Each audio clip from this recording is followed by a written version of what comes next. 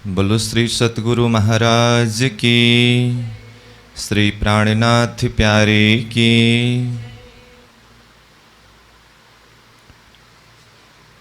ए जो कही दोए देहुरी, बीच ऊपर दोए मेहराब। तीनों घाट इन विध, शोभित बिना हिसाब। शोभित बिना हिसाब। ए जो पावड़ियाँ घाटों पर, जड़ाव ज्यों झलकत। अनेक रंगों किरणें उठे, नूर आसमान लहरा लेवत। नूर आसमान लहरा लेवत।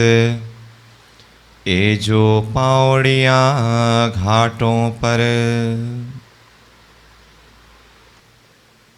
अक्षरातीत पूर्ण ब्रह्म परमात्मा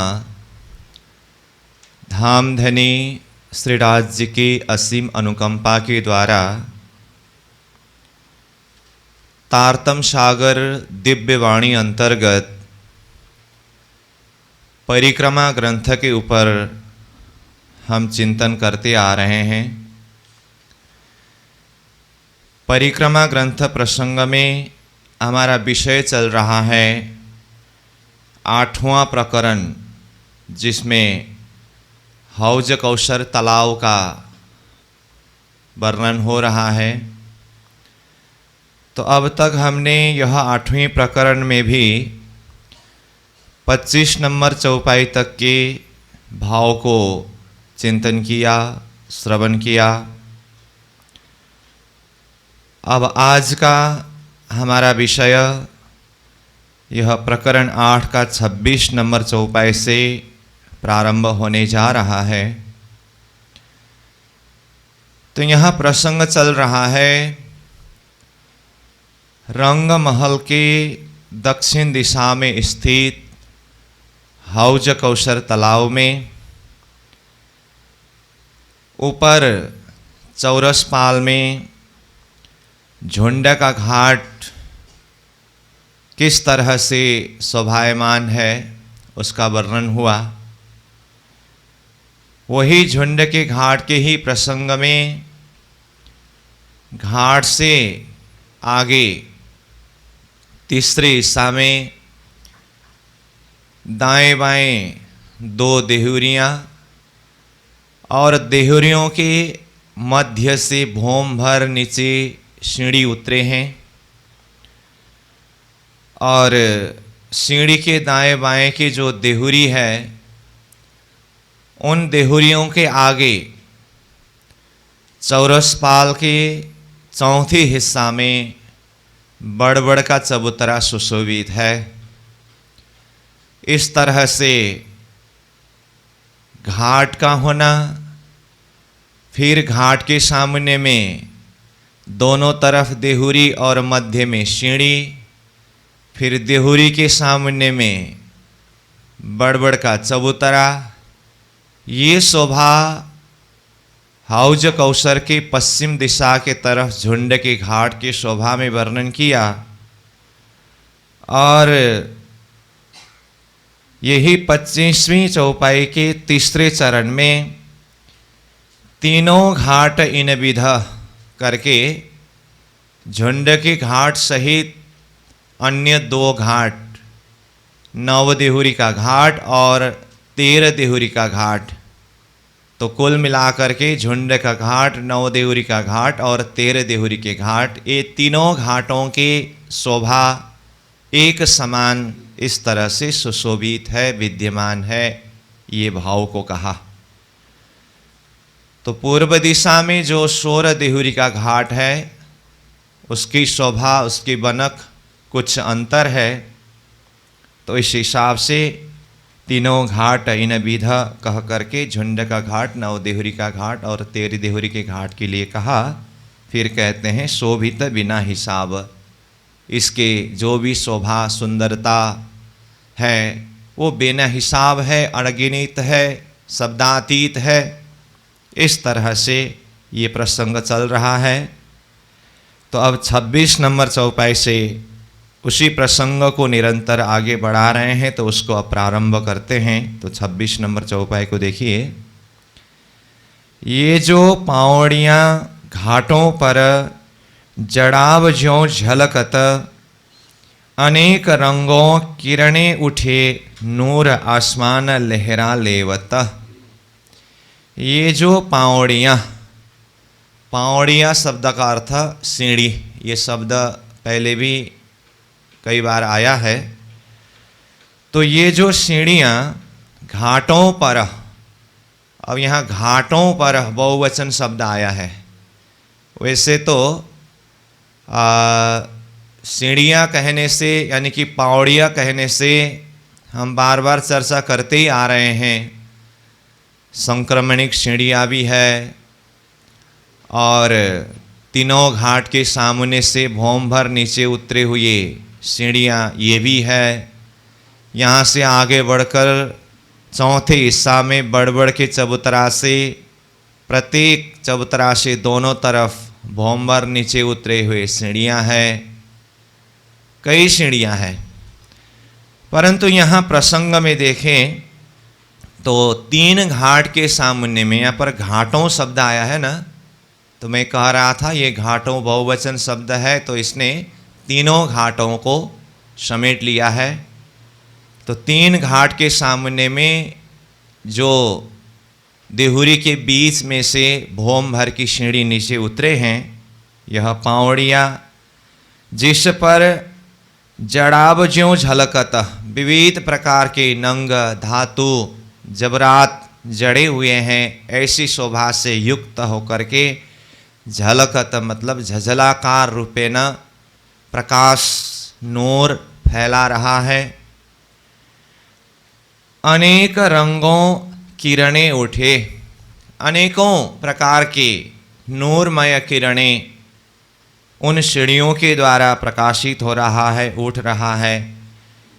और वह प्रकाश, वो नूर की किरणें, नूर आसमान लहरा लेवत, वो सीढ़ी के द्वारा जो लहरों के रूप में निकले हुए नूर की किरणें लहरों की भांति आसमान में पहुंचा हुआ है अथवा आसमान को प्रकाशित किया हुआ है।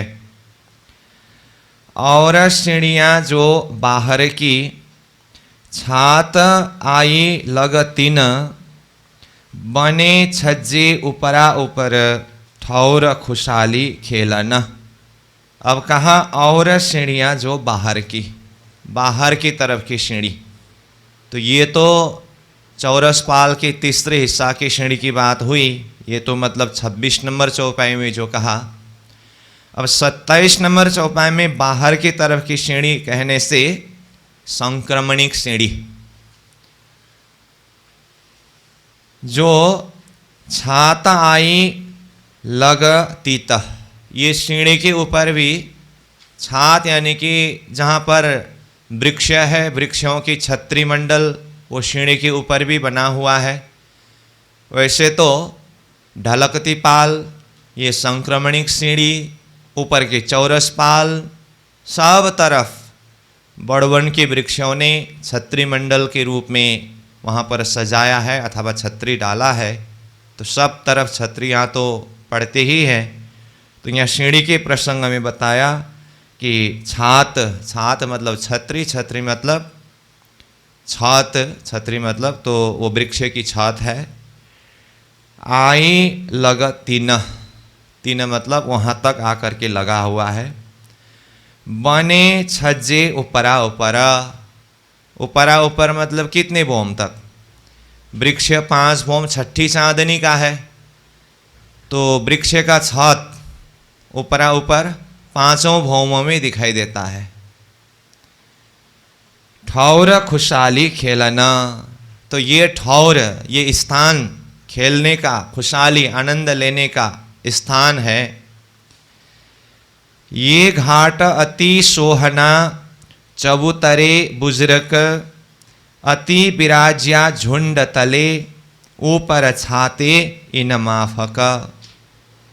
ये घाट यह प्रसंग मुख्य रूप में झुंड का घाट का चल रहा है और झुंड के घाट से इर्द गिर्द में जो शोभा दिखाई देता है उन शोभाओं को भी समेट रहे हैं, परंतु मुख्य रूप में झुंड का घाट को ही केंद्र बना करके यहाँ चिंतन करा रहे हैं। तो ये घाट मतलब यह झुंड का घाट अति सोहना, सोहना मतलब सुंदर, अत्यंत सुंदर है। चबूतरे बुजरक, झुंड के घाट बनने के लिए जो 2 चबूतरे हैं तो ये अति श्रेष्ठ है, अति शोभायुक्त है, अति सुंदर है। अति विराज्या झुंड तले, ये चबूतरा जो है झुंड तले, झुंड के घाट के नीचे प्रथम भौम में शोभायमान है, अथवा इस चबूतरा के ऊपर ही झुंड का घाट सुशोभित है। ऊपर छाते इन माफक, अब झुंड के घाट में नीचे चबूतरा में दोनों तरफ के चबूतरा और मध्य के चौक में जैसी शोभा है, ऊपरा ऊपर वृक्ष के 5 भौमों में ऐसे ही शोभा सुशोभित है। इसीलिए कहा ऊपर छाते, छाते मतलब छत में प्रत्येक भौम में, इन माफक, इसी प्रकार की शोभा है। जैसे कि नीचे प्रथम भौम में मध्य का चौक और दोनों तरफ के चबूतरा ने जो 3 चौक बनाया है, ऊपरा ऊपर प्रत्येक भौम में ही ऐसे ही 3-3 चौक शोभायमान है। वृक्ष और मध्य में दरवाज़ा, मेहराबें, पेड़, दीवाल, ये सारी शोभा ज्यों का त्यों, यानी कि प्रथम भौम में जैसा है ऊपरा ऊपर हर भौम में ऐसे ही शोभा दर्शन होता है। इसीलिए कहा ऊपर छाते इन माफक। जब हक आवत ताल को आए विराजत इत, सो खेल जल का करके ऊपर शौक को बैठत। जब प्रियतम धामधनी श्रीराज जी महाराज श्यामा जी सहित हम सखियों को विशेष करके शुक्ल पक्ष के 14 तिथि के दिन इस हौज कौशल तालाब में सैर के लिए हमें साथ में लेकर के आते हैं धामधनी, तो आए विराजत इत, आकर के यहाँ पर विराजते हैं। तो यहाँ कहने से मुख्य रूप में ये झुंड के घाट के प्रथम भौम में। वैसे तो हौज कौसर के अलग अलग स्थानों में अलग अलग प्रकार की लीला होती है। कभी तालाब में जल क्रीड़ा अथवा झीलना की लीला, तो कभी टापू महलों की लीला, तो कभी पाल अंदर की महलात के अंदर महलों के बीच में बने हुए हिंडोलों में झूलने की लीला, तो कभी ऊपर चौरस पाल में ही विविध प्रकार की लीला। न जाने अलग अलग स्थानों में अलग अलग प्रकार की लीला तो होती ही है, परंतु इन सारे स्थानों में लीला करके विशेष करके ये झुंड के घाट के प्रथम भौम में सुंदर बैठक में सब एकत्रित होकर के बैठते हैं। तो कहा जब हक आवत ताल को आए विराजत इत, सो खेल जल का करके, जल में जल क्रीड़ा करके खेल करके फिर ऊपर शौक को बैठता। ऊपर कहने से ये जल तो भौम भर नीचे कहने का अर्थ चौरस पाल से भौम भर नीचे पाल अंदर की महलात है, वहाँ से भी आगे भीतर तरफ 3 सीढ़ी नीचे उतरने से जल का रोस अथवा जल चबूतरा है, और उसका 500 मंदिर जगह पार करके भीतर जाए तो वहाँ से फिर बहुत गहरा तालाब के रूप में जल है। तो चौरस पाल की जगह से देखे तो यह जल भौम भर नीचे है, और जल की जगह से देखे तो फिर चौरस पाल अथवा चौरस पाल में बने हुए यह झुंड का घाट ऊपर शोभायमान होने से यहाँ पर ऊपर शब्द आया है शौक को बैठता। शौक मतलब प्रसन्नता, आनंदित होकर के मस्ती के साथ में वो झुंड के घाट के प्रथम भोम में बैठते हैं। शौक शब्द से मस्ती, आनंद, प्रसन्नता, इस अर्थ को लेना होगा। पीछे, तले या ऊपर रंग भर रूहें खेलत, ये खुशहाली खावंद की जुआ क्या करसी सिफत। प्राणनाथ जी स्वयं बता रहे हैं, बैठने के लिए तो झुंड के घाट के प्रथम भोम में बैठते हैं, लेकिन खेल के लिए कहाँ कहाँ खेलते हैं? तो कहा पीछे, तले या ऊपर, मतलब चारों तरफ, पीछे हो, तले हो, ऊपर हो। अब तले कहने से झुंड के घाट के तले देखे तो बाहर की तरफ देखे तो तले ढलकती पाल है, भीतर तरफ से तले देखे तो पाल अंदर की महलात है, हौज कौसर ताल है। ये सारी शोभा चारों तरफ, पीछे, तले या ऊपर। ऊपर देखे तो फिर झुंड के घाट हम बार बार बोलते आ रहे हैं 5 भोम छठी चांदनी का है, तो ऊपर ऊपर हर भोमों में रंग भरा रूहें खेलत, आनंद भरी, प्रेम भरी, मदमस्त होकर के ऐसी अवस्था में रूहें, आत्माएं धामधनी प्रियतम श्री राज जी, श्यामा जी के साथ में खेलते हैं, लीला क्रीड़ा करते हैं। ये खुशहाली खावंद की, ये जो भी खुशी है, आनंद है, प्रेम है, मस्ती है, चाहे हौज कौशर में हो, चाहे 25 पक्ष परम धाम में, यत्र तत्र सर्वत्र जहाँ कहीं भी हमें प्राप्त होता है, ये प्रियतम धाम धनी खावंद श्रीराज जी जो हमारे मालिक है, उनकी ही खुशहाली है, उनके ही द्वारा प्राप्त ये आनंद है। जुआ क्या करसी सिफत, प्रियतम धाम धनी की जो आनंद, धनी जो हमें आनंद प्रदान करते हैं, लीला के माध्यम से जो प्रसन्नता प्रदान करते हैं, उसको इस जुआन के द्वारा, इस शब्द के द्वारा किस तरह से उसकी महिमा को गा सकूं। वो शब्द से परे हैं, वो शब्दातीत है। कई रंग इन दरख्तों, अनेक रंग इन पात, अनेक रंग फल फूल में, या कि इत ही होवे बात। अब हौज कौशर में कई वन वृक्ष है, ये तो हम पूर्व प्रसंग से ही चिंतन करते आ रहे हैं। चाहे ढलकती पाल की वन की शोभा को देखिए, चाहे चौरस पाल की वन की शोभा को देखिए, और वहाँ से भी अंदर जा कर के देखें तो टापू महल का प्रसंग में भी गुर्जों के बीच बीच में वन आए हैं, और उससे भीतर यानी कि टापू महल के भीतर जा कर के देखे तो भीतर भी कई तरह के वन बगीचे हैं। तो यहाँ प्रसंग तो चौरस पाल का चल रहा है, परंतु सब तरफ की शोभा में नज़रा डालना होगा, दृष्टि डालना होगा। तो उन वनों की शोभा, उन वृक्षों की शोभा प्राणनाथ जी यहाँ चिंतन करा रहे हैं। तो कहते हैं कई रंग इन दरख्तों, पाल में जो वृक्ष है, दरख्त है, दरख्त मतलब वृक्ष, तो दरख्तों, बहुत सारे वृक्ष होने से दरख्तों शब्द प्रयोग किया, वृक्षों का समूह। अनेक रंग इन पात, उन वृक्षों में, उन वृक्षों की पातों में अनेकों रंग है। अनेक रंग फल फूल में, उन वृक्षों में लगे हुए फल में, फूल में कई तरह के अलग अलग अनेकों रंग है। या कि इत ही होवे बात, इनकी शोभा को इत ही मतलब ये जहाँ की शोभा है वहीं पर ही बात हो सकती है।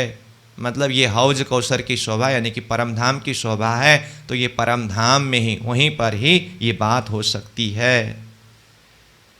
इन ठौरा रेती नहीं, एक जवेर को बंदा, खुशबोए नूर अतंत, क्यों कहूँ शोभा सनंदा। इन ठौरा, ये हौज कौसर के पाल में कहते हैं रेत नहीं, मानो कि यहाँ रेती ही नहीं है। मतलब रेती नहीं तो वहाँ की शोभा कैसे है? कहा एक जवेर को बंदा, मानो कि वहां पर एक ही जबरात से सुसज्जित है, ऐसा वहां की शोभा है। खुशबुए नूर अतंत, वहां के हर एक वस्तु में जो खुशबू है और उसकी नूर है, यानी कि प्रकाश है, अतंत अत्यंत शोभा लिए हुए शोभायमान है। क्यों कहूँ शोभा सनंद, खुशबू, नूर, वहाँ की शोभा, सनंद मतलब प्रकार, इन सब की प्रकार को मैं शब्द में किस तरह से वर्णन करूं।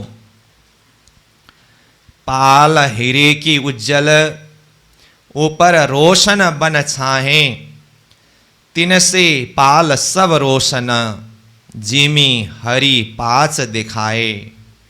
पाल हीरे की उज्जल, पाल कहने से दोनों पाल को लेना है, ढलकती पाल और चौरस पाल।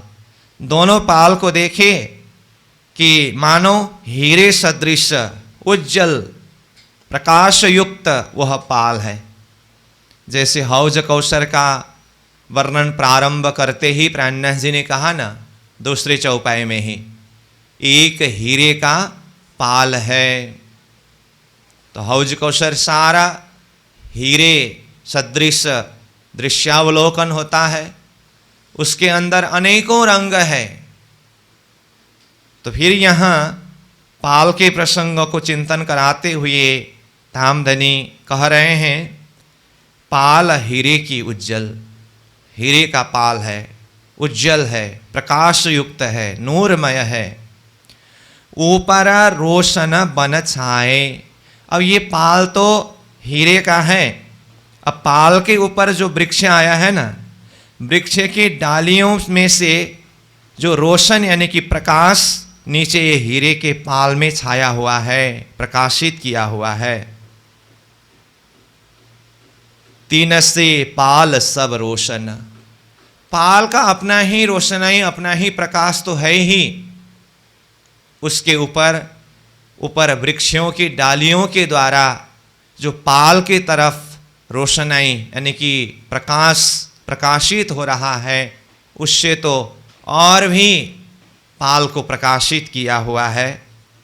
इसीलिए कहा, तीन से पाल सब रोशन, जिमी हरि पाच दिखाए। मानो कि वह जिमी मतलब वो पाल का जमीन हरित रंग और पास रंग का दिखाई देता है। ऊपर वृक्ष की जो किरणें पाल में प्रकाशित हो रहा है, जिसके द्वारा हरा रंग बिछे हुए, ऐसे पूरा पाल ही हरित रंग जैसे दिखाई देता है। देखिए तो पहले पाल को कहा हीरे रंग का, फिर वृक्ष का प्रकाश उसमें पड़ने से मानो कि पाल हरित रंग का, पास रंग का है, ऐसा दृश्यावलोकन हो रहा है। ये बन बाईं तरफ का बन्या दो भर पाल, देत नूर आकाश को शोभा लेत अति ताल। ये बन बाईं तरफ का, अब ये झुंड के घाट में ही पूर्वाभिमुख होकर के इसकी शोभा को देखे तो बाईं तरफ कहने से किस दिशा के तरफ आता है? उत्तर दिशा के तरफ। तो यह वन हौज कौशर तालाब में प्रवेश किया है तो किस तरफ से आया है? ये रंग महल को चारों तरफ से आवृत करके, यानी कि रंग महल के उत्तर दिशा के बड़वन के वृक्ष, 5 हार वृक्ष केल वन होते हुए, पाल में से होते हुए, फिर बट का घाट होते हुए, बट पीपल की चौकी की दक्षिण तरफ के किनार से फूलबाग नूरबाग के दक्षिण तरफ किनार होते हुए, फूलबाग नूरबाग के नैऋत्य कोण तक पहुंचकर वहां से फिर दक्षिण दिशा की तरफ विस्तार होते हुए हौज कौशर में जा कर के ये पूरा हौज कौशर को प्रदक्षिणा दिया है ना। तो मूल रूप में देखे तो ये बाईं तरफ से आकर के यहाँ प्रवेश हुआ है अथवा विस्तार हुआ है। तो ये बना बाईं तरफ का, और यहाँ आकर के क्या हुआ? बन्या दो भर पाल, यहाँ हौज कौशर में आकर के दो पाल ये ढलकती पाल और चौरस पाल दोनों में पूरा भर करके चारों तरफ आवृत करके यह वन सुशोभित है। तो बन्या दो भर पाल देत नूर आकाश को, यह वन का नूर आसमान में प्रकाशित हो रहा है, ऐसा दिखाई देता है, ऐसा दर्शन हो रहा है। शोभा लेत अति ताल, इस तरह से यह वन ताल में अत्यंत शोभा लिए हुए, शोभा बढ़ाए हुए सुशोभित है। अंदर देहुरियां पाल पर ऊपर बन विराज्या आए, ये शोभा बन लेत है, ये खूबी कही न जाए। चौरस पाल के ऊपर देखिए, भीतर तरफ देखे तो देहुरियां है और देहुरियों के ऊपर यह वृक्ष की शोभा है। अब देहुरी कहाँ है, वृक्ष कहाँ है, ये तो हम बार बार चिंतन करते ही आ रहे हैं। तो इसीलिए अब ये चौपाई आते ही, देहुरी शब्द आते ही समझ लेना चाहिए।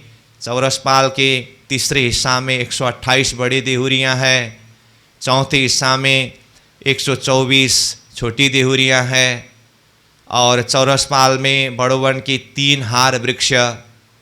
संक्रमणिक सीढ़ी पूरा होते ही चौरस पाल के किनार में 1 हार वृक्ष, फिर 250 मंदिर अंदर जाकर घाट का और पड़साल के एरिया के संधि में वृक्ष की दूसरी हार, वहाँ से 250 मंदिर अंदर जाकर पड़साल और तीसरे हिस्सा जो बड़ी देहुरी अथवा सीढ़ी के हिस्सा के संधि में तीसरे हार वृक्ष। ये सब हम बार बार चिंतन करते आ रहे हैं। तो यहाँ कहते हैं अंदर देहुरिया, पाल के ऊपर वृक्ष के नीचे अंदर होने से उसे अंदर शब्द प्रयोग किया है। वृक्ष आकर के जैसे ऊपर से डालियाँ फैलाए है, तो उन डालियों के, उन वृक्षों के हिसाब से तो ये देहुरी तो नीचे अंदर ही पड़ता है ना। तो उस अर्थ में यहाँ देहुरी को अंदर शब्द प्रयोग किया है। अंदर देहुरियाँ पाल पर, पाल के ऊपर, और ऊपर वन विराज्या आए, इन देहुरियों के ऊपर वन वृक्षों की डालियाँ आकर के लगे हुए हैं, विराजमान है, सुशोभित है। ये शोभा वन लेत है, ये वन की शोभा यहाँ इस तरह से पाल के ऊपर भी सुशोभित हुआ है। ये खूबी कही न जाए, ये खूबी, इसकी शोभा सुंदरता को शब्द से यानी कि शब्द में कहा नहीं जा सकता है। ऊपर पाल जो देहुरी फिरती आगों गिरदवाए, तीन सबों आगों चबूतरा, तीन दो तरफों उतराए। 36 नंबर चौपाई के द्वारा बड़ी देहुरी तीसरे हिस्सा के और उसके आगे चौथे हिस्सा में बड़बड़ का चबूतरा, और प्रत्येक बड़बड़ के चबूतरा से दोनों तरफ सीढ़ी उतरने की जो बात हम चर्चा करते आ रहे हैं, वो शोभा ये 36 नंबर चौपाई में खुलासा किया है।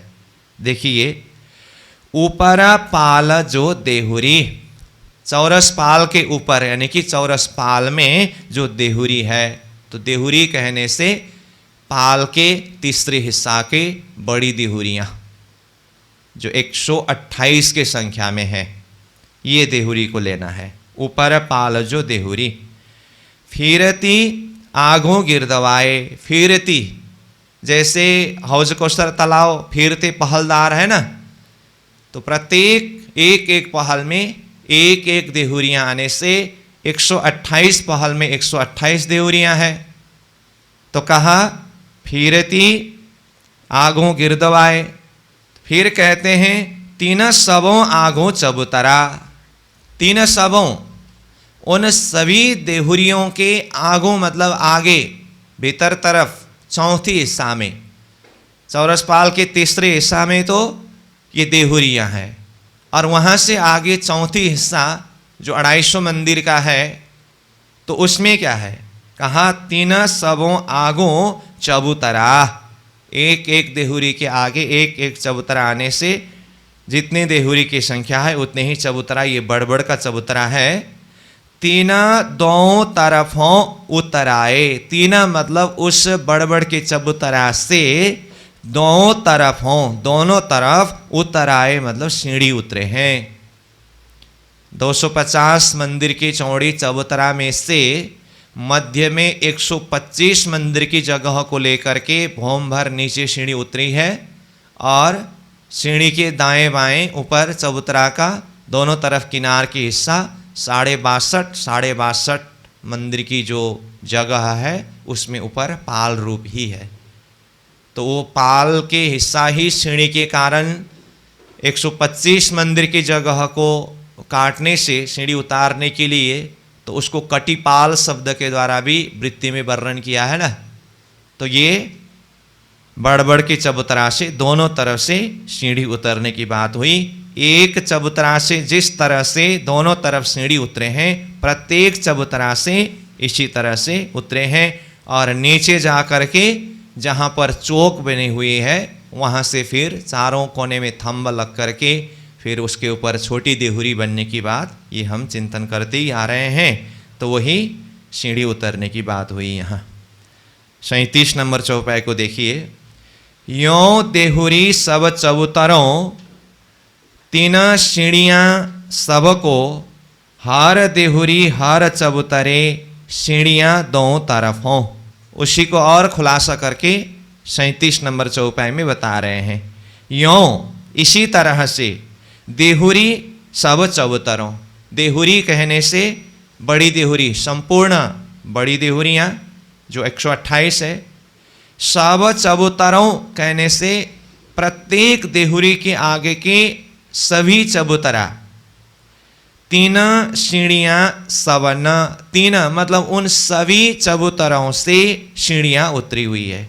तो 36 नंबर चौपाई में एक देहुरी के आगे चबूतरा, दोनों तरफ सीढ़ी उतरने की बात हुई, और 37 नंबर चौपाई में जिस तरह एक देहुरी के आगे के चबूतरा से दोनों तरफ सीढ़ी उतरे हैं, उसी तरह से प्रत्येक देहुरी के आगे के प्रत्येक चबूतरा से दोनों तरफ सीढ़ी उतरे हैं। ये भाव को यहाँ समझाया। यों देहुरी सब चबूतरों, तीन सीढ़ियाँ सबको, हर देहुरी हर चबूतरे, सीढ़ियाँ दोनों तरफ हों। देखिए, हर देहुरी प्रत्येक बड़ी देहुरी से, हर चबूतरों उसके आगे के हर बड़बड़ के चबूतरा से सीढ़ियाँ दोनों तरफ हों, दोनों तरफ सीढ़ियाँ उतरे हैं।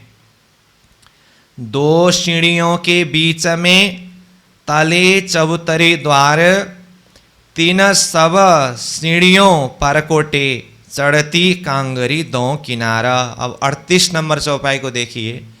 38 नंबर चौपाई ये शोभा को चिंतन करा रहे हैं, जैसे बड़बड़ के चबूतरा से नीचे सीढ़ी उतरी है। कहा एक चबूतरा से ही दोनों तरफ नीचे सीढ़ी उतरी है। तो ये 38 नंबर चौपाई में ये शोभा है, दोनों तरफ की चबूतरा से उतरे हुए सीढ़ी जैसे भौंभर नीचे पाल अंदर की मोहलात की जमीन में पहुंचा, तो एक तरफ की सीढ़ी और दूसरे तरफ की सीढ़ी आमने में सामने में आकर के जहाँ पर ये मिला है अथवा आमने सामने हुआ है, वहाँ नीचे मतलब पाल अंदर की मोहलात की जमीन में दोनों सीढ़ी के मध्य में एक चौक बना हुआ है। वो चौक कितने मंदिर के लंबे चौड़े हैं? 125 मंदिर के लंबे चौड़े हैं। क्यों? दोनों तरफ के सीढ़ी के बीच के संधि 125 का है, क्योंकि सीढ़ी ने एक तरफ का 62.5, एक तरफ का 62.5 मंदिर का जगह लिया, तो 62.5 दोनों तरफ का मिला करके 125 मंदिर की जगह तो दोनों तरफ की सीढ़ी ने लिया। अब दोनों चबूतरा के अथवा जहाँ से ऊपर से दोनों तरफ से सीढ़ी प्रारंभ हुआ, एक चबूतरा के किनार से दूसरे चबूतरा के किनार के बीच की दूरी 250 का है। तो दोनों तरफ की सीढ़ी ने 62.5 मंदिर की जगह लेने से 125 मंदिर की जगह दोनों तरफ का सीढ़ी का हुआ। अब बाकी 125 मंदिर की जगह नीचे पाल अंदर की मोहलात की जमीन में दोनों सीढ़ी के बीच की दूरी है, और दोनों तरफ की सीढ़ी ने चौड़ाई 125 का लेकर के नीचे उतरे हैं, तो चौड़ाई के तरफ का 125 हुआ। इसलिए नीचे दोनों सीढ़ी के बीच में जो चौक बना हुआ है वहाँ 125 मंदिर का लंबा चौड़ा समचौरस एक चौक है। तो अब वो चौक से फिर 4 कोण में 4 थंब लग करके भोम भर ऊपर आकर छत पटी है, उसके ऊपर देहुरी बनी है जो छोटी देहुरी है। ऐसे जहाँ जहाँ 2-2 सीढ़ी का आमने सामने मिलन हुआ है, ऐसे प्रत्येक जगह से ऊपर थंब उठ करके छोटी देहुरियाँ बने हैं। तो इस हिसाब से 128 छोटी देहुरी होना चाहिए था, परंतु 3 घाट के सामने और 16 देहुरी के घाट के सामने। 3 घाट के सामने का मतलब 3 घाट के सामने से सीढ़ी उतरने के कारण और 16 देहुरी के घाट में कुछ शोभा अलग होने के कारण इन 4 जगह में छोटी देहुरी नहीं है, बाकी 124 जगह में 124 छोटी देहुरी है। ये शोभा जो वर्णन किया है उसको यहाँ पर बताया तो कहा 2 सीढ़ियों के बीच में तले चबूतरे द्वार। तो 2 सीढ़ियों के बीच में, दोनों तरफ से उतरे हुए सीढ़ी के बीच में, तले मतलब नीचे, चौरस पाल के तले, पाल अंदर की महलात की जमीन में, चबूतरे द्वारा, वो चौक में चबूतरा बना है, चबूतरा बन करके फिर थंब लगा, उसके ऊपर छोटी देहुरी बने, अब फिर द्वार है। तो वो चौक में खड़े होकर के देखे तो कितने द्वार है? 4 द्वार है। एक द्वार एक तरफ की सीढ़ी में जाने के लिए, दूसरा द्वार दूसरी तरफ की सीढ़ी में जाने के लिए, एक द्वार हौज कौसर तालाब की तरफ जाने के लिए। अब ये द्वार से निकल करके 62.5 मंदिर की जगह को पार करेंगे तो पाल अंदर की महलात के बाहरी किनार, जहाँ से 3 सीढ़ी नीचे उतरने पर जल का रोस, वहाँ से फिर 500 मंदिर आगे जाने पर हौज कौसर ताल। कहने का मतलब ये चौक से एक तरफ देखे तो ताल की तरफ जाने का द्वार है, फिर उसके विपरीत तरफ देखें तो एक तरफ पाल अंदर की महलात की तरफ जाने का द्वार है। तो 2 द्वार, 2 सीढ़ी की तरफ, एक हौज कौसर ताल की तरफ, एक पाल अंदर की महलात की तरफ। इस तरह से यहाँ 4 द्वार की शोभा है। 3 सब सीढ़ियों पर कोटे। अब सीढ़ी, एक चौक के दाएं बाएं जो 2 सीढ़ी है, वो दोनों सीढ़ी में से प्रत्येक एक सीढ़ी को देखिए तो एक सीढ़ी के मतलब एक तरफ की सीढ़ी कि दोनों तरफ परकोटे हैं।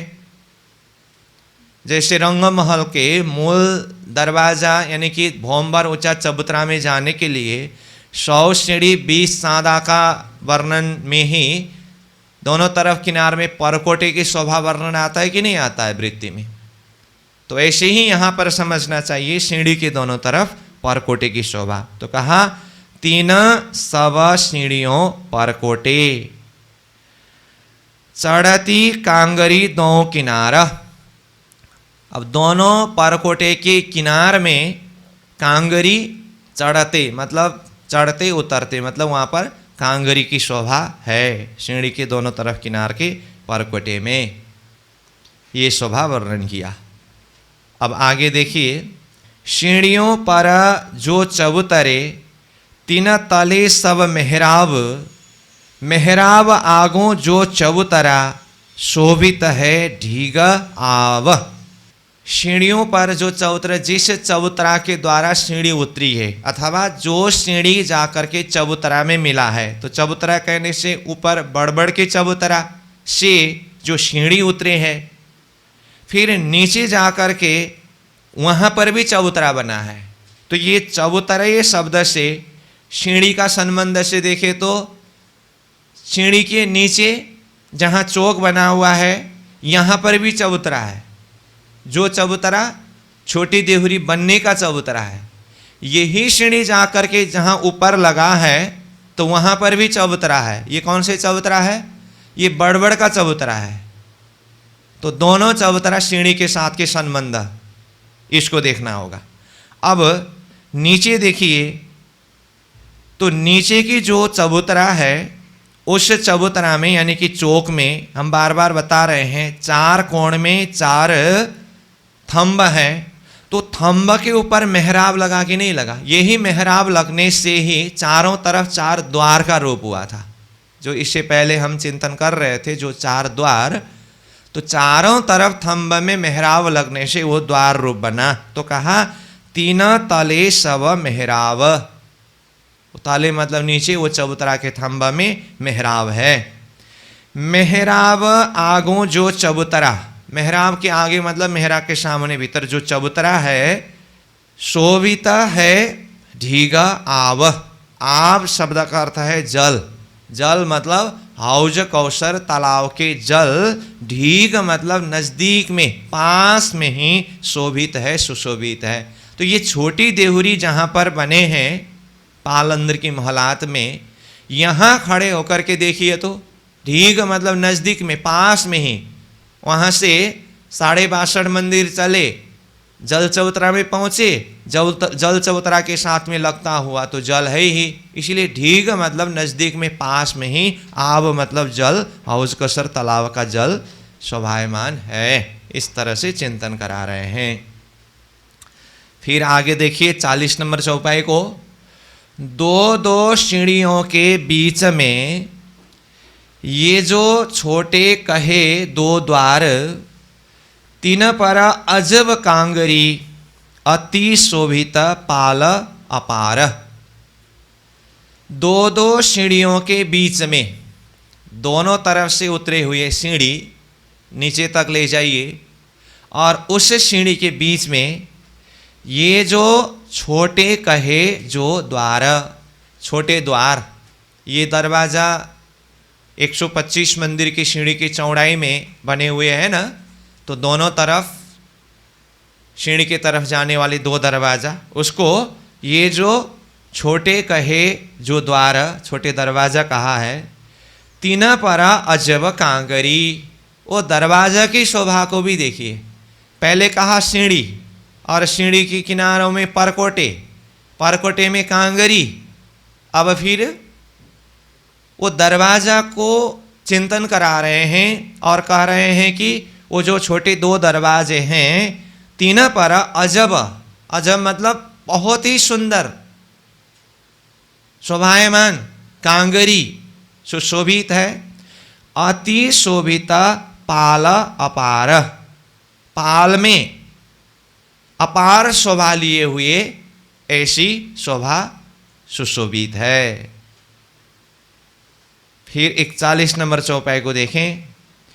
पाल ऊपर जो देहुरी, अब दोनों तरफ नीचे जहाँ सीढ़ी का मिलन हुआ, वहाँ पर जो चौक है, वहाँ चौक में चबूतरा का भी वर्णन हुआ।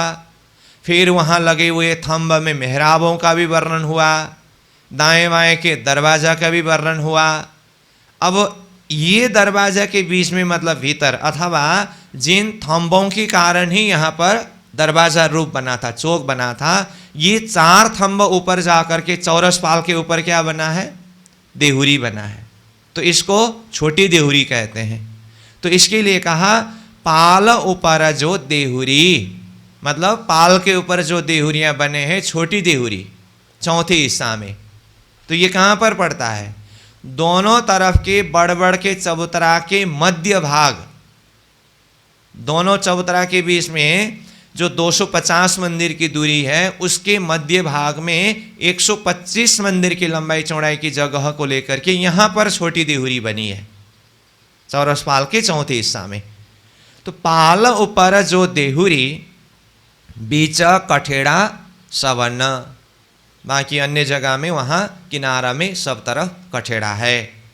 तो चौरस पाल की किनार है, वहाँ से तो फिर भोम भर नीचे की शोभा है, तो वहाँ जो भी खाली जगह है वहाँ पर कठेड़ा की शोभा है। ये बैठक शोभा लेत है, कहाँ कहो जुआ इन, यहाँ की जो बैठक जितने भी शोभा लिए हुए हैं, वो पाल की किनार देखे तो वहाँ बैठने की बैठक है, जहाँ से भीतर ताल की जल अथवा टापू महल, ये सारी शोभा को देख सकते हैं। तो कहाँ कहूँ जुआ इन जुआ मतलब इस जुआन से मैं इस शोभा को किस तरह से शब्द में वर्णन करूँ। तो इस तरह से ये 41 चौपाई तक में झुंड का घाट का प्रसंग मुख्य रूप में और उसके साथ में आए हुए बहुत सारे प्रसंगों को चिंतन कराया। अब 42 नंबर चौपाई को प्रारंभ होने से पहले यहाँ पर विषय शीर्षक में देखिए, घाट बाई तरफ नव देहुरी का करके आया है ना। इसका मतलब अब झुंड के घाट का वर्णन और झुंड के घाट के प्रसंग में ही है, तो बहुत सारी शोभा का वर्णन किया। उसी में अन्य घाटों के भी बात तो आई है, फिर आगे के संपूर्ण बड़ी देहुरी, बड़बड़ की चबूतरा, छोटी देहुरी, नीचे के ताल के विषय की भी कुछ बातें आई है, और ये तीसरे हिस्सा से सीढ़ी किस तरह से उतरी, ये सारी बातें आई। तो ये संपूर्ण शोभा को हृदय में सजाते हुए अब 42 नंबर चौपाई से विशेष करके फिर नव देहुरी का घाट चिंतन करा रहे हैं, वर्णन कर रहे हैं।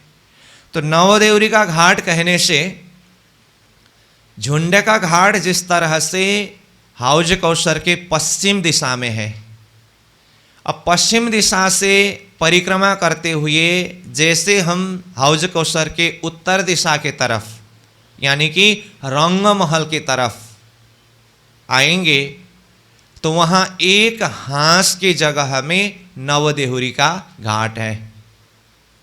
तो ऐसे नवदेहुरी की घाट की शोभा कुछ चिंतन पहले ही किए हैं, फिर भी अब प्रसंग यहाँ नवदेहुरी का शुरू होना है, तो कम शब्द में इसको फिर देखें। तो उत्तर दिशा के तरफ एक हांस यानी कि 500 मंदिर का लंबा, और घाट का अपना चौड़ाई 250 मंदिर का चौड़ा। चौरस पाल की जमीन से 3 सीढ़ी ऊंचा यानी कि कमर भर ऊंचा चबूतरा उठा है। चबूतरा के किनार में 8 थंबा लगे हुए हैं। भौम भर ऊपर जाकर के छत पटी है।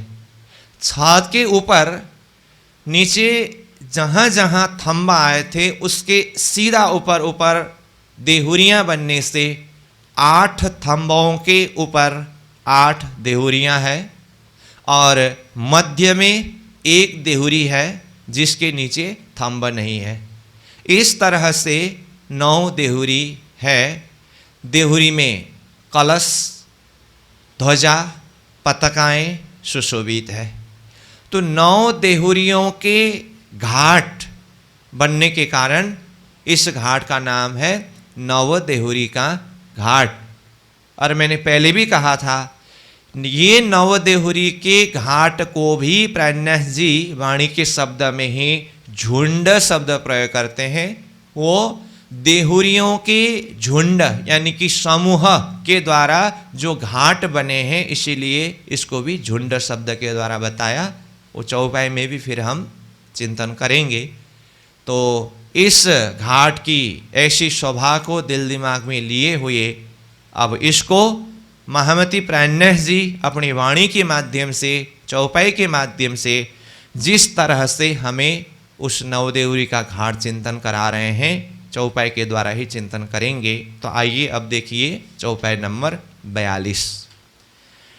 घाट बाईं तरफ का चौथे हिस्से तक ऊपर झुंड विराज्या अति शोभा बुजुर्ग। तो अब अभी हम ये झुंड के घाट में है। अब यहाँ झुंड के घाट से परिक्रमा करते हुए जब हम हौज कौसर के उत्तर दिशा में पहुँचे, तो ये झुंड के घाट से बाईं तरफ पड़ता है।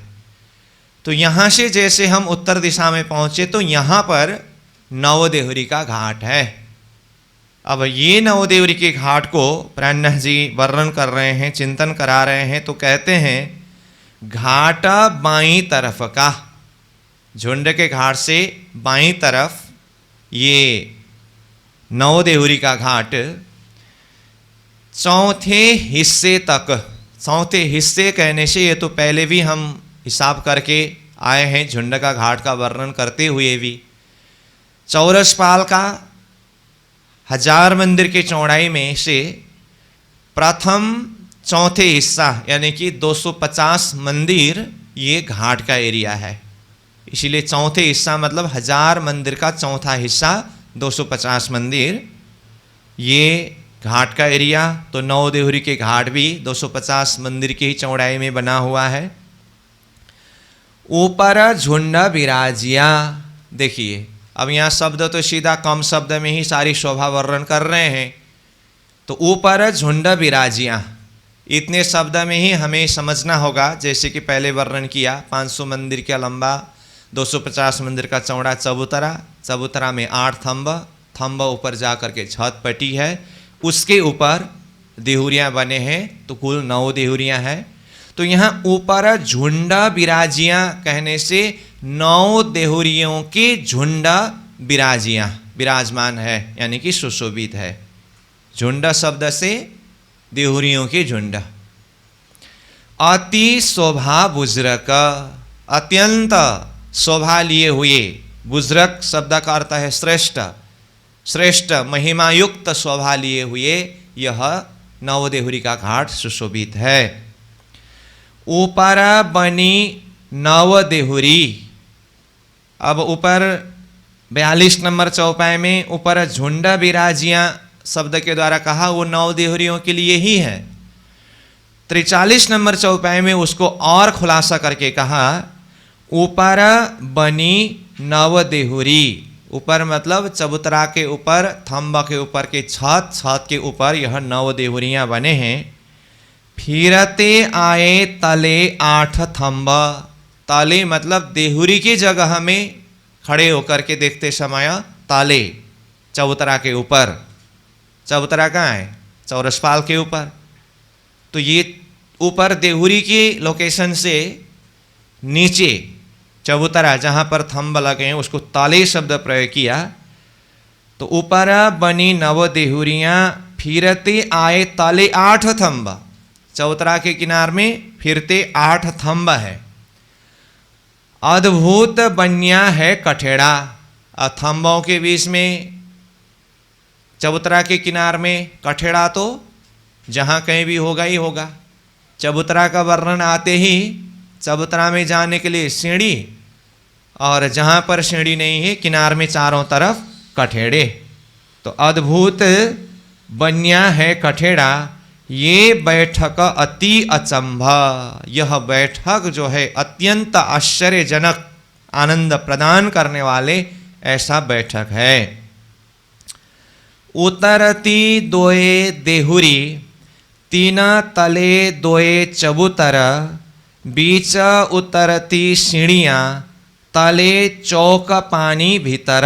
44 नंबर चौपाई में जो शोभा वर्णन हो रहा है, ऐसे ही शोभा अथवा ऐसे ही वर्णन पहले झुंड के घाट के प्रसंग में ही वर्णन हो चुका है।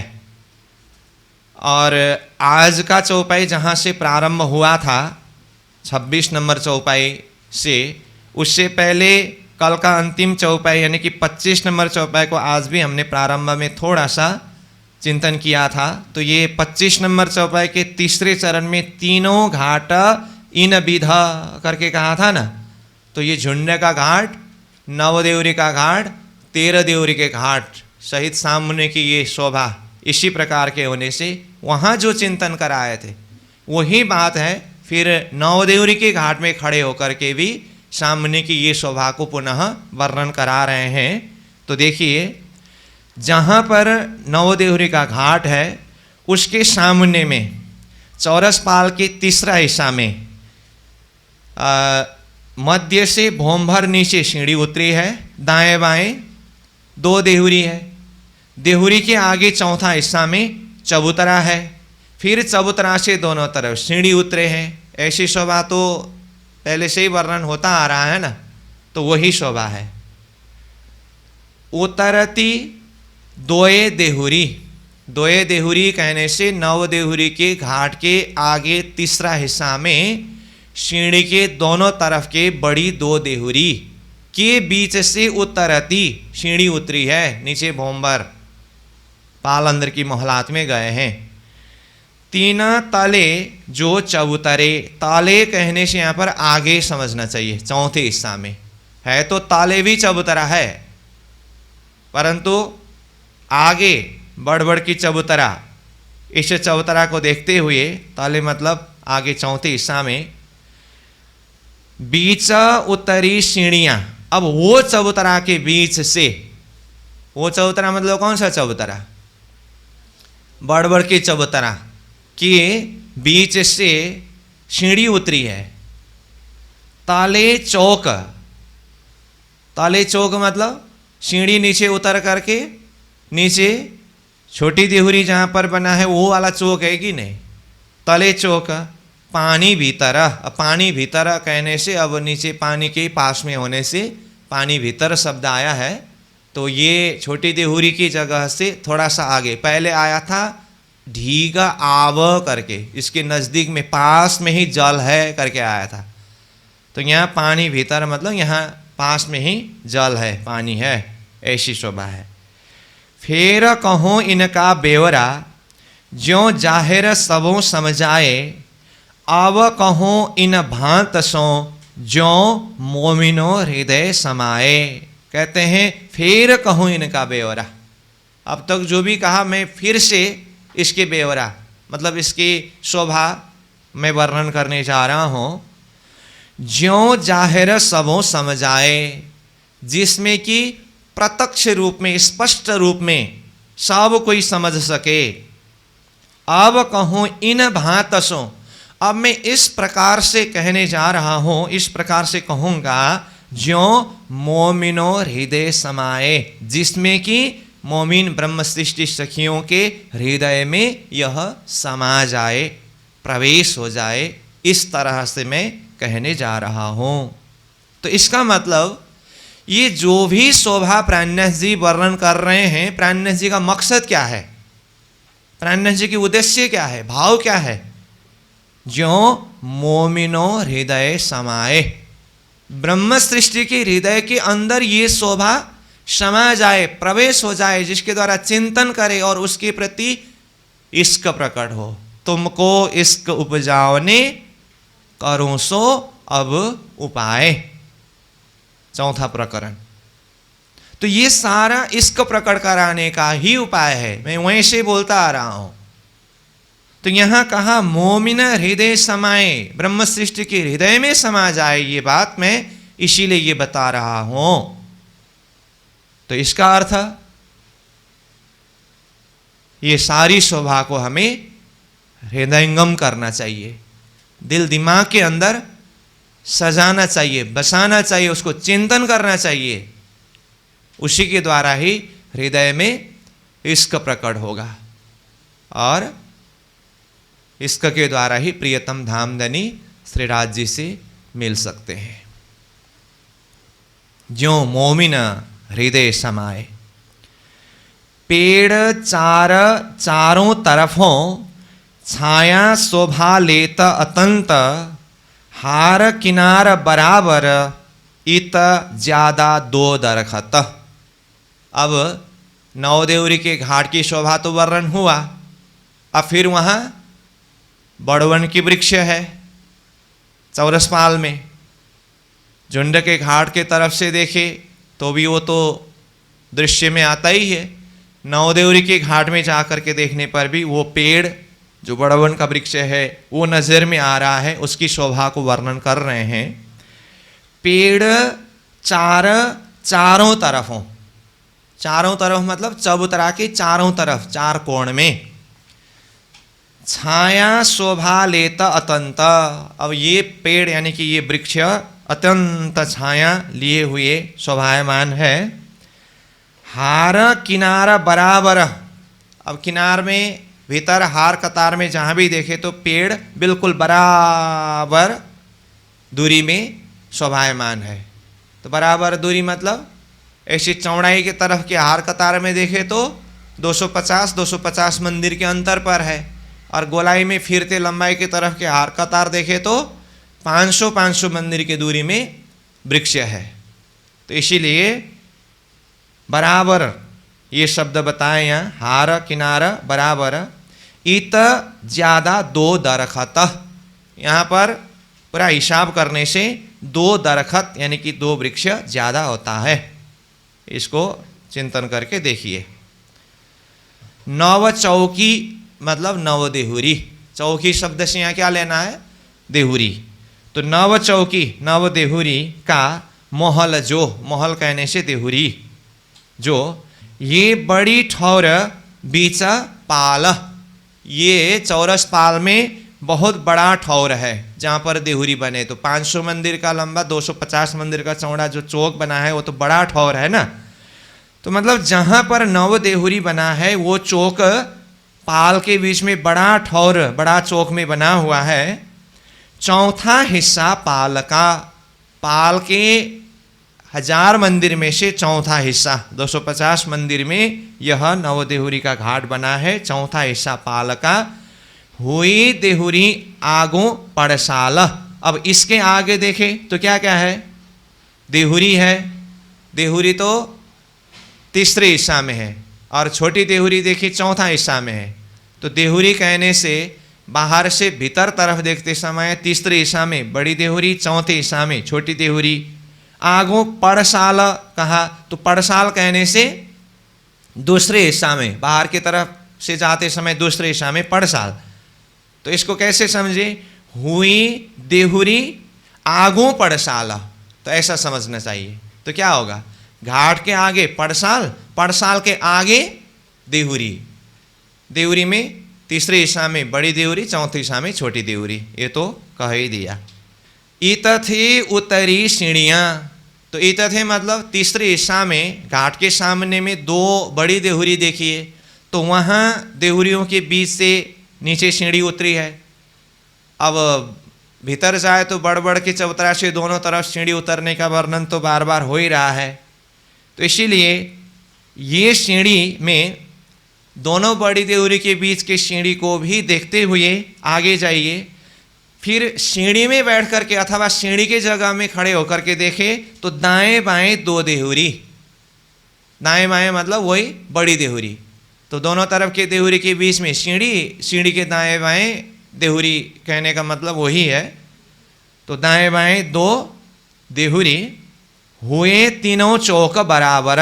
तीनों चौक मतलब कौन कौन? मध्य का सीढ़ी का चौक 250 मंदिर का ही है और दाएं बाएं का दोनों देहुरी का चौक वो भी 250 का है। तो सब तीनों बराबर हुए। सीढ़ियाँ ईतथे तले उतरी। ईतथे मतलब तीसरे हिस्सा, दोनों देहुरियों के बीच से भोंबर नीचे सीढ़ी उतरी है। देहुरी तले जो चबूतरा। अब ये चबूतरा देहुरी, बड़ी देहुरी के तले मतलब आगे चौथी हिस्सा में। यहाँ तले शब्द से क्या लेना? आगे चौथी हिस्सा में। ऐसे ही प्रसंग पहले झुंड के घाट में भी आ चुका है, ऐसे ही शब्द से। चौक दूजा यही बराबर, दूसरा चौक भी इसी बराबर के है। मतलब देहुरी भी 250 मंदिर की लंबाई चौड़ाई में है, आगे चबूतरा भी 250 मंदिर के ही लंबा चौड़ा है। तो यही बराबर हुआ। जला ऊपर जो चबूतरा। अब ये चबूतरा, बढ़ बढ़ के चबूतरा किसके ऊपर पड़ता है? ये चौरस पाल के चौथी हिस्सा यानी कि किनार में है। तो यहाँ चबूतरा से देखे तो नीचे जल दिखाई देता है ताल का। नीचे ताल के जल की जगह में जाकर के देखे तो ये जल के ही ऊपर हुआ कि नहीं ये चबूतरा, चौरस पाल के किनार में। इसीलिए कहा जल ऊपर जो चबूतरा, आई सीढ़ियाँ इत उतर। अब यही चबूतरा से फिर सीढ़ी नीचे उतर करके नीचे आई है। ठीक है। अगर यहाँ चबूतरा शब्द से नीचे जहाँ छोटी देहुरी बनी है ये चबूतरा को भी ले तो भी ऊपर से यहाँ आकर के सीढ़ी उतरी है। लेकिन ऊपर के चबूतरा को देखना होगा, नीचे को भी देखे तो ऐसी कोई बात नहीं है। ठीक। अब घाट छोड़ा आगे चले, क्यों कहूँ खूबी एक छाया सब पाल पर और छाया पाल से उतरती जे। अब घाट छोड़ मतलब अभी कौन से घाट का वर्णन हो रहा था? नवदेवरी का घाट। अब ये घाट के एरिया को छोड़ करके मतलब यहाँ से भी आगे जा करके कहाँ जाना है? शोर देवरी के घाट की तरफ, मतलब पूर्व दिशा के तरफ जाना है।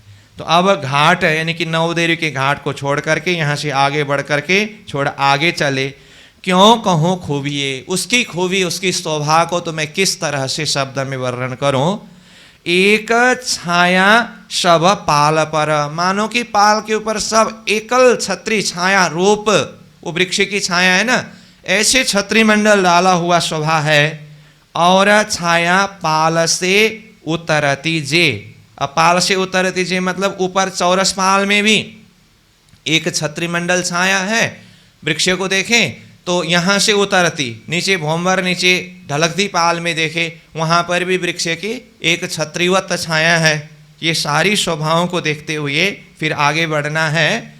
फिर कहते हैं और हार दो उतरती, तो ऊपर कहा ना और छाया पाल से उतरती जे करके नीचे ढलकती पाल के वृक्ष की तरफ चिंतन कराया, तो उसको और खुलासा करके 51 नंबर चौपाई में बता रहे हैं और हार दोए उतरती। दोए हार कहाँ है वृक्ष की? नीचे ढलकती पाल में है। तो ये लगती तीसरी तले बन, लगती तीसरी मतलब ऊपर 3 हार जो वृक्ष है उसके साथ में लगते हुए ताले बन, नीचे का बन यहाँ आकर के मिला हुआ है। मतलब ये चौरस पाल के बन और ढलकती पाल के बन की आपस में मिलन होने की शोभा की बात है। इन विध पेड़ बराबर, इस तरह से देखे तो ढलकती पाल के पेड़ और चौरस पाल के पेड़ ने एक आपस में छत्री मंडल मिलाने से बराबर ऐसी शोभा दिखाई देता है। अंततोगत्वा ऊपर चांदनी में जाकर के देखे तो ढलकती पाल के अपने ही हिसाब से 5 भौम, चौरस पाल के अपने ही हिसाब से 5 भौम, छठी चांदनी होने से चांदनी दोनों के 1 भौम ऊपर नीचे ही है। नीचे अन्य भौम में देखे तो एक समान होकर के मिलन होता जा रहा है। ये भी शोभा दिखाई देता है। इन विध पेड़ बराबर गिरदवाए सबन, चारों तरफ ऐसी शोभा सब तरफ दिखाई देता है। डारी लटकी जल पर, पेड़ गिरद देहुरी हार और पेड़ हारों डारी मिली यों फिरती पाल किनार। और ये 52 नंबर चौपाई को थोड़ा सा देखिए, वही बड़ोवन के वृक्ष की बात है। तो कहा डारी लटकी जल पर, ये जो चौरस पाल की वृक्ष की डाली जल पर, जल मतलब हौज कौसर तालाब के जल तक जाकर के उसके डाली जल के ऊपर लटके हुए हैं। तो तीसरे हार वृक्ष, तीसरे हार वृक्ष मतलब चौरस पाल के हिसाब से देखे तो तीसरे हार वृक्ष की डाली जल तक लटकने के लिए अथवा जल के ऊपर तक जाने के लिए कितने मंदिर की चौड़ाई में ये वृक्ष ने डाली फैलाया है? इसके हिसाब को देखिए 1125 मंदिर की लंबाई में ये तीसरे हार वृक्ष डाली फैलाते हैं, तब जा करके ये हौज कौसर ताल के ऊपर ये शोभा बनती है। 1125 मंदिर का हिसाब कैसे है? ये तीसरे हार वृक्ष चौरस पाल के मध्य भाग में है। मध्य भाग मतलब किनार से 250 मंदिर की दूरी पर दूसरा हार, 250 मंदिर की दूरी पर तीसरा हार होने से पहला हार तो किनार में है ही, तो चौरस पाल के किनार से 500 मंदिर के बाद ये तीसरे हार वृक्ष है। तो अब ये तीसरे हार वृक्ष से भीतर तरफ चौरस पाल के भीतरी किनार तक की दूरी कितना है? 500 मंदिर है, आधा चौरस पाल, ये 500 मंदिर हुआ। अब ये चौरस पाल के सीधा नीचे देखें तो पाल अंदर की महलात की भीतरी किनार है, वो तो बराबर हुआ। इसका मतलब चौरस पाल के किनार से सीधा नीचे जाए तो नीचे जल चबूतरा अथवा जल रोस जो है उसके बाहरी तरफ के किनार में पहुंचते हैं। ये जल चबूतरा अथवा जल रोस का चौड़ाई कितना है? 500 मंदिर है। तो ऊपर का चौरस पाल तीसरे हार वृक्ष से आगे 500 मंदिर, नीचे जल का चबूतरा अथवा जल रोस ये 500 मंदिर, 1000 मंदिर हुआ।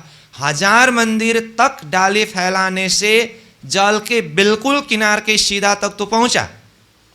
अब यहां से भी आगे जिस तरह से जमुना जी की शोभा रंगमहल के सामने में 7 घाट में पाल के वृक्ष जमुना जी की तरफ डाली फैलाने के प्रसंग में वर्णन आया, जमुना जी के जल के अंदर ही 125 मंदिर की चौड़ाई में जल के अंदर ही डूबा हुआ जल चबूतरा है कि नहीं? तो ये जल चबूतरा को भी पाल के वृक्ष ने छत्री मंडल के द्वारा ढक दिया है, ऐसा शोभा है ना। ऐसे ही हौजकसर ताल के अंदर भी जल के अंदर ही डूबा हुआ जल चबूतरा 125 मंदिर की चौड़ाई में है। तो यहां तक यानी कि जल चबूतरा के भीतरी किनार तक ये वृक्ष की डाली ऊपर छाया हुआ है। इस हिसाब से देखें तो चौरसपाल का तीसरे आर वृक्ष से आगे का 500 मंदिर, नीचे जल रोष का 500 मंदिर, 1000 मंदिर, फिर जल के अंदर की चबूतरा 125 मंदिर, तो 1000 प्लस 125 इक्वल टू 1125 मंदिर की लंबी डाली चौरसपाल के तीसरे हिस्सा के ये वृक्ष चारों तरफ से भीतर फैलाते हैं, तब जा करके ताल के ऊपर ये चारों तरफ वृक्ष की डाली की शोभा लटकते हुए ऐसा दृश्य अवलोकन होता है। तो ये शोभा को प्राणनाथ जी यहाँ चिंतन करा रहे हैं। देखिए फिर से चौपाई को, 52 नंबर चौपाई का पहला चरण से ये भाव बताया गया था। डारी लटकी जल पर, जल के ऊपर वृक्ष की डाली लटके हुए हैं। पेड़ गिरदा देहुरी हारा, ऊपर चौरसपाल में देखे तो चारों तरफ क्या है? पेड़ गिरदवाए चारों तरफ, और साथ में देहुरी, देहुरियां भी हार, हार कतार के रूप में फिरे हुए हैं। हार कहने से वृक्ष भी हार में है और देहुरियां भी हार में है। और पेड़ डारों डारी मिली, और पेड़ के एक वृक्ष के डाली के साथ में दूसरे वृक्ष की डाली आपस में मिले कि नहीं मिले? मिले हुए हैं, वही बताया। यों फिरती पाल किनारा, इस तरह से पाल की किनार में सब तरफ से फिर करके आया। इसका मतलब हौजकसर ताल के बाहर किनार के तरफ से देखे तो पूरा चारों तरफ ऐसे गिरदवाए घेर करके वृक्ष की डाली ने ताल के किनार को ढक रखा है। ऐसी शोभा दृश्य अवलोकन होता है। तो इस तरह से ये 52 नंबर चौपाई तक में नवदेहुरी का घाट का प्रसंग वर्णन पूरा हुआ।